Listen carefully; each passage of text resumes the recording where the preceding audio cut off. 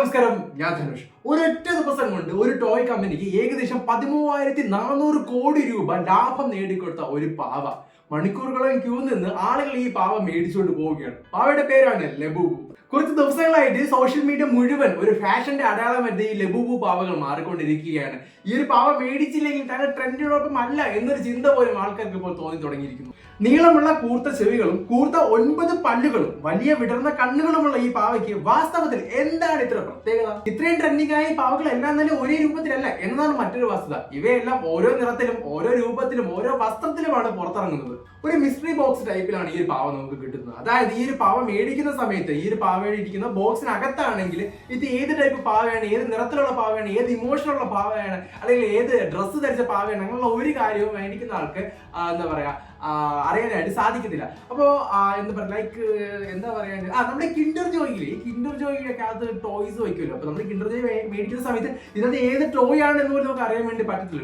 ഇപ്പൊ ഏകദേശം അതേ ഒരു മാർക്കറ്റിംഗ് ടെക്നിക്കാണ് ഇവരാണ് ഇതിനകത്ത് ഉപയോഗിച്ചിരിക്കുന്നത്. കുറച്ച് നാളുകൾക്ക് മുമ്പ് ഈ ഒരു കിൻഡർ ജോയ്ക്കകത്താണെങ്കിൽ അവരാണ് ഈ ഹാരി പോട്ടർ സീരീസിലാണെങ്കിൽ കുറെ ടോയ്സ് വയ്ക്കുന്നുണ്ട്. അപ്പോൾ ഇത് ഭയങ്കര രീതിയിൽ ആ കിൻഡർ ജോയുടെ അന്ന് ട്രെൻഡിങ്. അതായത് ഓരോ ടൈപ്പ് ഡിഫറെന്റ്, ഓരോ കിൻഡർ ജോയ് അകത്താണെങ്കിൽ different type of Harry Potters toys ആണ് അവർ വെച്ചത്. അപ്പൊ different type Harry Potters toys ആണെങ്കിൽ കളക്ട് ചെയ്യാനായിട്ട് ആൾക്കാരാണെങ്കിൽ ഇത് മേടിച്ചുകൊണ്ടിരുന്നത്. അതേപോലെ തന്നെ സെയിം എന്താണ് അവിടെ സംഭവിച്ചത് അതേപോലെയാണ് അവരാണിത് ഈ ഒരു ലബൂബു പാവകൾ ഇറക്കിയിരിക്കുന്നത്. അതായത് ഏകദേശം 10-20 മോഡൽ ടൈപ്പ് ആണെങ്കിൽ ലബൂബു പാവകളുണ്ട്. അപ്പൊ ഓരോ പാവകളും കളക്ട് ചെയ്യാനായിട്ട് ആൾക്കാരാണെങ്കിലും ഓരോരോ മിസ്റ്ററി ബോക്സ് മേടിച്ചുകൊണ്ടിരിക്കുന്നു. ചൈനയിലുള്ള ലബൂബു ഷോപ്പുകളുടെ മുമ്പിലാണെങ്കിൽ വലിയ നീണ്ട ക്യൂ തന്നെ ഇപ്പൊ കാണാനായിട്ട് സാധിക്കും. അതായത് ഒരു എന്താ പറയാ ഒരു പുതിയ സ്റ്റോക്ക് വരികയാണെന്നുണ്ടെങ്കിൽ മിനിറ്റുകൾ കൊണ്ട് തന്നെ ആ ഒരു സ്റ്റോക്കുകളെല്ലാം തന്നെ വിറ്റ് തീരുന്ന അവസ്ഥ. അങ്ങനെ കമ്പനി തന്നെ ഇപ്പോൾ ഒഫീഷ്യലി അനൗൺസ്മെന്റ് ചെയ്തിരിക്കുന്നു, ഒരു ദിവസം ക്യൂവിൽ നിൽക്കുന്ന ഒരാൾക്ക് ഒരു പാവ മാത്രമേ മേടിക്കാനായിട്ട് സാധിക്കും. അപ്പം തന്നെ നമുക്ക് ഊഹിക്കാമല്ലോ എന്തുമാത്രം ആൾക്കാരാണ് ഈ ഒരു പാവയ്ക്ക് വേണ്ടി വെയിറ്റ് ചെയ്ത് നിൽക്കുന്നതെന്ന്. ഇത്രയൊക്കെ ഓക്കെയാണ്. പക്ഷെ നമ്മളിനി നോക്കാൻ പോകുന്നത് ആക്ച്വലി ഈ ഒരു പാവകളുടെ, ഈ ഒരു ലബൂബു പാവയുടെ ഉദയം ഒറിജിൻ എവിടെ നിന്നാണ് എന്ന കാര്യം നമുക്കൊന്ന് ജസ്റ്റ് ഒന്ന് ചെക്ക് ചെയ്യണം. അപ്പൊ അത് നോക്കുന്ന സമയത്ത് നമുക്ക് ഓർമ്മയിൽ വരാൻ 2 പേരുകളുണ്ട്. ഒന്നാമത്തെ പേരാണ് വാങ് നിങ് എന്ന് പറയുന്ന ആളൊരു ഹോങ്കോങ്കാരാണ്, ചൈനക്കാരാണ്. വാങ് നിങ് എന്ന് പറയുന്ന ആള്. രണ്ടാമത്തെ ആളുടെ പേരാണ് കാസിങ് ലെങ് എന്ന് പറയുന്നത്. കാസിങ് ലെങ് എന്ന് പറയുന്നത് ഒരു ചിത്രകാരനാണ്. ഈ വാങ് നിങ് എന്ന് പറയുന്നത് ഒരു ടോയ് ഷോപ്പിന്റെ ഓണറാണ്. ആക്ച്വലി ഈ ഒരു വാങ് നിങ്ങിനെ പറ്റി പറയുമ്പോൾ അദ്ദേഹമാണ് പോപ്പ് മാർട്ട് എന്ന് പറയുന്ന ഒരു ടോയ് കമ്പനിയാണ് സ്ഥാപിച്ചത്. അപ്പോൾ മറ്റുള്ളവരിൽ നിന്നൊക്കെ വ്യത്യസ്തമായിട്ടാണ് പോപ്പ് മാർട്ട് എന്ന് പറയുന്ന കമ്പനി വാങ് നിങ് ആണ് സ്ഥാപിച്ചത്. അതിന് റീസൺ ഉണ്ട്. അതായത് അദ്ദേഹത്തിന്റെ കടയിലുള്ള ടോയ്സ് ആണെങ്കിൽ അത് കുട്ടികൾക്ക് വേണ്ടിയുള്ളതേ അല്ല. ആക്ച്വലി ടോയ്സ് എന്ന് പറയുന്ന ആർക്ക് വേണ്ടിയാണ്, കുട്ടികൾക്ക് വേണ്ടിയുള്ളത്. പക്ഷേ ഈ വാങ് നിങ്ങിന്റെ കടയിലുള്ള ടോയ്സ് ആണെങ്കിൽ കുട്ടികൾക്ക് വേണ്ടിയുള്ളതല്ല.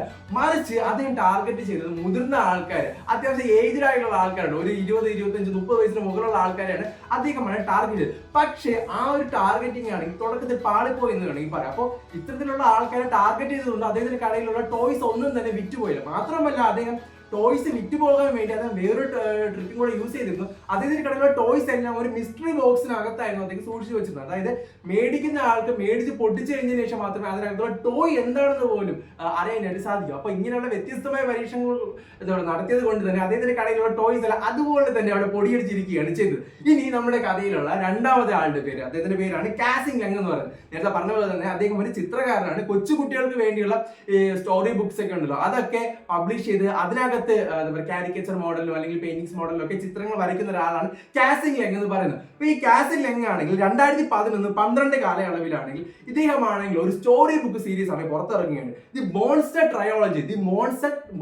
ട്രയോളജി എന്ന പേരിൽ അദ്ദേഹം ഒരു സ്റ്റോറി ബുക്ക് പുറത്തിറക്കുകയാണ് ചെയ്തത്. അതായത് ഗോഡ് മിത്തോളജി, അതായത് ദൈവങ്ങളുടെ കുറെ ക്യാരക്ടേഴ്സിനെയൊക്കെ ഉൾപ്പെടുത്തി കുറെ രാക്ഷസന്മാരെയൊക്കെ ഉൾപ്പെടുത്തിയാണ് അദ്ദേഹമാണെങ്കിൽ ഈ ഒരു സ്റ്റോറി ബുക്ക് ആണെങ്കിൽ പബ്ലിഷ് ചെയ്തത്.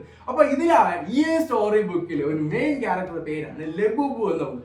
ലബൂബു എന്ന് പറയുന്ന ഒരു ക്യാരക്ടർ ആണെങ്കിൽ ഈ ഒരു മോൺസ്റ്റർ ട്രയോളജി എന്ന് പറയുന്ന ആ ഒരു സ്റ്റോറി ബുക്കിൽ ഒരു മെയിൻ ക്യാരക്ടറാണ് അദ്ദേഹം. ലബൂബു എന്ന് പറയുന്ന ക്യാരക്ടർ മാത്രമല്ല, ലബൂബുവിനെ കൂടാതെ ആക്ച്വലി ഒരു കാര്യം പറയാൻ പറ്റുള്ളൂ, ലബൂബു എന്ന് പറയുന്ന ഒരു ലേഡി ക്യാരക്ടറാണ്, ഒരു ലേഡി രാക്ഷസി ആയിട്ടാണ് അദ്ദേഹമാണെങ്കിൽ ആ ഒരു എന്താ പറയുക ബുക്കിനകത്ത് പറയുന്നത്. അപ്പൊ രാക്ഷസി എന്ന് വെച്ചാൽ എല്ലാവരും ആക്രമിക്കുന്ന അങ്ങനെ ഒരു ടൈപ്പ് രാക്ഷസിയല്ല, മറിച്ച് ഒരു ക്രീപ്പി ഒരു ക്യൂട്ടായിട്ടുള്ള ഒരു രാക്ഷസി ആയിട്ടാണ് അദ്ദേഹമാണെങ്കിൽ ലബൂബിനെ വായനക്കാരെ മുകളിൽ പ്രസന്റ് ചെയ്തത്. അപ്പോൾ ലബൂബിനെ കൂടാതെ വേറെ ഒരുപാട് ക്യാരക്ടേഴ്സ് ഉണ്ട്. ലൈക്ക് സിമോമോ, മൊക്കാമോ, ടിക്കോക്കോ എന്ന് പറയുന്ന ഒരുപാട് ടൈപ്പ് ക്യാരക്ടേഴ്സ് ക്യാരക്ടേഴ്സ് ഈ ഒരു ബുക്കിലുണ്ട്. ഇതിൽ ടിക്കോക്ക എന്ന് പറയുന്നത് നമ്മുടെ ലബൂബുവിന്റെ ബോയ് ഫ്രണ്ടിന്റെ പേരാണ് ടിക്കോക്ക എന്ന് പറയുന്നത്. അപ്പൊ ഇതുപോലുള്ള ഒരുപാട് ക്യാരക്ടേഴ്സിന്റെ ഒക്കെ ഒരു സൃഷ്ടാവാണ് നമ്മുടെ കാസിംഗ് ലെങ് എന്ന് പറയുന്നത്. 2011 നമ്മുടെ കാസിംഗ് ലെങ് ആണ് ഈ ഒരു ബുക്ക് പബ്ലിഷ് ചെയ്തെങ്കിലും ഇത് കുറച്ചുകൂടെ ജനങ്ങളുടെ ഇടയിലേക്ക് എത്താനായിട്ട്, ചൈനക്കാരുടെ ഇടയിലേക്ക് എത്താനായിട്ട് ഏകദേശം 2016 വരെ സമയമെടുത്തു എന്നതാണ് വാസ്തവം എന്ന് പറയുന്നത്. ഇനി ഈ ഒരു ടോയ്സിന്റെ ഉദയം എങ്ങനെയാണെന്ന് ചോദിച്ചാൽ 2018 നമ്മുടെ കാസിംഗ് ലിങ്കും അതുപോലെ തന്നെ നമ്മുടെ വാങ് ലിങ്കും കൂടെ ചേർന്ന് കൈകോർക്കുകയാണ്. ഇവർ രണ്ടുപേരും കൂടെ കൈകോർത്തിട്ട് ഒരു തീരുമാനം എടുക്കുകയാണ്. അതായത് ഈ വാങ് ലിങ്ങിന്റെ നമ്മുടെ പോപ്പ് മാർട്ട് എന്ന് പറയുന്ന ആ ഒരു ടോയ് ഷോപ്പ് ഉണ്ട്. ആ ടോയ് ഷോപ്പിനകത്തുള്ള മിസ്റ്ററി ബോക്സിനകത്ത് നമ്മുടെ കാസിൽ ലെങ്ങിന്റെ അദ്ദേഹം സൃഷ്ടിച്ചെടുത്ത ലബൂബു ടോയ്സിനെ വെച്ചിട്ട് വിൽപ്പന നടത്തിയല്ലോ എന്നൊരു ആശയമാണെങ്കിൽ ഇവർ രണ്ടുപേരും കൂടെ ചേർന്ന് ചിന്തിച്ചെടുക്കുകയും അതിന് എന്താ പറയുക, അതിന്റെ ഒരു റിസൾട്ട് എന്ന പോലെ അവരാണ് ഫസ്റ്റ് ടോയ്സ് ലബൂബു ടോയ്സ് പുറത്തിറക്കുകയാണ് ചെയ്തത്. പക്ഷേ അന്ന് അത് വലിയ രീതിയിൽ ട്രെൻഡിങ് ആയിട്ട് മാറിയില്ല. പക്ഷെ എന്നിരുന്നാൽ പോലും കുറച്ച് ആൾക്കാരൊക്കെ ആണെങ്കിൽ അന്നാണെങ്കിൽ, അതായത് 2018-19 കാലയളവ് സമയത്താണെങ്കിൽ അവർ കുറച്ച് ടോയ്സ് ഒക്കെ മേടിച്ചു വെച്ചിരുന്നു. ലബൂബിന്റെ ഫസ്റ്റ് സീരീസ് ഓഫ് ടോയ്സ് പുറത്തിറങ്ങിയ സമയത്ത് വിൽപ്പന വളരെയധികം കുറവായിരുന്നു. എന്നിരുന്നെങ്കിലും അവരാണെങ്കിൽ അതിലൊന്നും നിരാശരാകാതെ വീണ്ടും ടോയ്സ് പുറത്തിറക്കിക്കൊണ്ടിരിക്കുന്നു.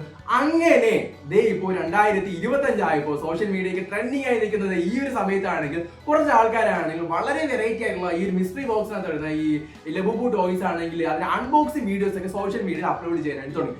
പതിയെ ഈ ഒരു മെയ് ജൂൺ മാസങ്ങളിലൊക്കെ അത് പിന്നീട് ട്രെൻഡിങ് ആയിട്ട് മാറിക്കൊണ്ടിരിക്കുകയാണ്. എന്ന് പറഞ്ഞാൽ സെലിബ്രിറ്റീസ്, കൊച്ചു കുട്ടികൾ മുതൽ സെലിബ്രിറ്റീസ് വരെയുള്ള ഒരുപാട് ആൾക്കാർ ഈ ലബൂബു ടോയ്സിന്റെ അൺബോക്സിംഗ് വീഡിയോസ് ആണെങ്കിൽ സോഷ്യൽ മീഡിയയിൽ അപ്ലോഡ് ചെയ്യാൻ വേണ്ടി തുടങ്ങി. അങ്ങനെ പതിയെ ഈ ഒരു ലബൂബു ടോയ്സ് മേടിച്ചില്ല എന്നുണ്ടെങ്കിൽ ഞങ്ങൾക്ക് ട്രെൻഡിന്റെ ഭാഗമല്ല, ഞങ്ങൾക്ക് ഔട്ട് ഓഫ് ട്രെൻഡ് ആണ്, അല്ലെങ്കിൽ ഇത് മേടിച്ചില്ലെങ്കിൽ എന്തോ ഒരു കുറവാണ് എന്നൊരു ചിന്ത പലരിലേക്കും വരികയും അങ്ങനെ ഈ ഒരു ലബൂബു ടോയ്സിന്റെ വിൽപ്പന ഒരൊറ്റ ദിവസം കൊണ്ട് ശരവേഗത്തിൽ കുതിച്ചു വരികയാണ് ചെയ്തത്. ഒരൊറ്റ ദിവസം കൊണ്ട് ഏകദേശം 13,400 കോടി രൂപയാണ് ഈ ഒരു കമ്പനിക്ക് കിട്ടിയത്. ഷെയർ മാർക്കറ്റിലാണെങ്കിൽ അദ്ദേഹത്തിന്റെ കമ്പനിയുടെ വാല്യൂ ആണെങ്കിൽ വളരെ നല്ല രീതിയിൽ കുതിച്ചു വരികയും ചെയ്തു. 2018 ഈ ഒരു ലബൂബു ടോയ്സിന്റെ ഫസ്റ്റ് സീരീസ് ഇറങ്ങിയെന്ന് നേരത്തെ പറഞ്ഞല്ലോ. അതിനകത്തുണ്ടായിരുന്ന പല ടോയ്സ് റെയർ ടോയ്സ് ആയിരുന്നു. അതുവരെ ഇപ്പൊ വലിയ രീതിയിൽ ഓപ്ഷനിൽ വിറ്റ് പോവുകയാണ് ചെയ്തത്. അതായത് ഒരു ഉദാഹരണം പറയുകയാണെങ്കിൽ ഇപ്പൊ കഴിഞ്ഞ ജൂൺ 10 ആണെങ്കിൽ പഴയ ലബൂബു സീരീസിലാണെങ്കിൽ മിന്റ് ഗ്രീൻ കളറിലാണെങ്കിൽ ഒരു ടോയ് ഉണ്ട്. ആ ഒരു ടോയ് ഒരാളാണെങ്കിൽ ലേലം വിളിച്ചെടുത്ത് ഏകദേശം 1.4 crore രൂപയ്ക്ക്, അതായത് 1.5 കോടി രൂപ, ഏകദേശം 1.5 കോടി രൂപയ്ക്കാണ് ആ ഒരു ചെറിയ ലബൂബു ടോയ് ആണെങ്കിൽ അയാൾ ലേലം വിളിച്ചത്. അപ്പം മനസ്സിലാവുള്ളൂ എത്രത്തോളം ക്രൈസ് ആയിട്ട് ഇത് ആൾക്കാരുടെ ഇടയിൽ മാറി നോക്കി ചിന്തിക്കാം. ആക്ച്വലി ഇതെല്ലാം ഒരു ബിസിനസ് സ്ട്രാറ്റജി ആണ്. എന്നിട്ടാൽ പോലും വലിയ രീതിയിൽ ഇത് ജനങ്ങളുടെ ഇടയിൽ ലോകമെമ്പാടും ട്രെൻഡിങ് ആയി മാറിയിരിക്കുകയാണ്. ഇന്ന് നമ്മൾ പരിശോധിക്കുന്ന സമയത്ത് ആക്ച്വലി ആൾക്കാർ 3 രീതിയിലാണ്, മൂന്ന് ആവശ്യങ്ങൾക്ക് വേണ്ടിയാണ് ഈ ഒരു ലബൂബു ടോയ്സ് മേടിക്കുന്നത്. അതായത് കുറെ ആൾക്കാരാണെങ്കിൽ തങ്ങളുടെ മെന്റൽ സ്ട്രെസ് റിലീഫ് ചെയ്യാൻ, അതായത് ഈ ടോയ്സ് മേടിക്കുമ്പോൾ ഇത് കണ്ട് ആ ഒരു സന്തോഷം, അങ്ങനെ രീതിയിൽ അവരാണെങ്കിൽ ഒരുപാട് ആൾക്കാർ മേടിക്കുന്നുണ്ട്. പിന്നെ കുറെ ആൾക്കാരാണെങ്കിൽ രണ്ടാമത്തെ ടൈപ്പ് ആൾക്കാരെന്ന് പറയുന്നത് ഈ ഒരു സോഷ്യൽ മീഡിയ ട്രെൻഡിനോടൊപ്പം ഞാനും പോകുന്നു. ആ ഒരു മോഡലിൽ ഒരുപാട് ആൾക്കാർ ലബൂബു ടോയ്സ് മേടിക്കുന്നത്. ആക്ച്വലി നമ്മുടെ കേരളത്തിൽ ഒരുപാട് ഇൻഫ്ലുവൻസേഴ്സ് ഒക്കെ മേടിച്ച് അതിന്റെ എന്താ പറയുക വീഡിയോസ് ഒക്കെ ഇട്ടിട്ടുണ്ട്. ഷസാമക്കാരുടെ വീഡിയോസ് ഒക്കെ നമ്മൾ കണ്ടിട്ടുണ്ട്. അങ്ങനെ ആൾക്കാർ മേടിക്കുന്നത്. പിന്നെ മൂന്നാമത്തെ ഒരു ടൈപ്പാണ് കുറച്ച് വെറൈറ്റി ആയിട്ടുള്ള ആൾക്കാർ, അതായത് കളക്ഷൻസ്. അതായത് ഇപ്പൊ നമ്മൾ DC മാർവലൊക്കെ കോമിക് ക്യാരക്ടേഴ്സിന്റെ ഒക്കെ ടോയ്സ് ഒക്കെ കളക്ട് ചെയ്യുന്ന ആൾക്കാരുണ്ട്. ചെറിയ കാറുകൾ കളക്ട് ചെയ്യുന്ന ടോയ്സ്, കാർ ടോയ്സ് കളക്ട് ചെയ്യുന്ന ആൾക്കാരുണ്ട്. അതുപോലെ ഈ ഒരു ലബൂബു ടോയ്സ് കളക്ട് ചെയ്യുന്ന ഒരുപാട് ആൾക്കാരുണ്ട്. അപ്പൊ അങ്ങനെ കളക്ട് ചെയ്യുന്ന മെത്തേഡ് രീതിയിൽ ഒരുപാട് ആൾക്കാരാണെങ്കിൽ ഈ ഒരു ടോയ് ആണെങ്കിൽ ലബൂബു ടോയ്സിലാണെങ്കിൽ എടുക്കുന്നുണ്ട്. അപ്പൊ ഇതാണ് ലബൂബു ടോയുടെ ഒരു ചരിത്രം, ഹിസ്റ്ററി അല്ലെങ്കിൽ ട്രെൻഡിങ് ആയ റീസൺസ്. അപ്പോ ഈ ഒരു ലബൂബു ടോയ്സ് നിങ്ങൾക്ക് എപ്പോഴെങ്കിലും മേടിക്കണം തോന്നിയിട്ടുണ്ടോ?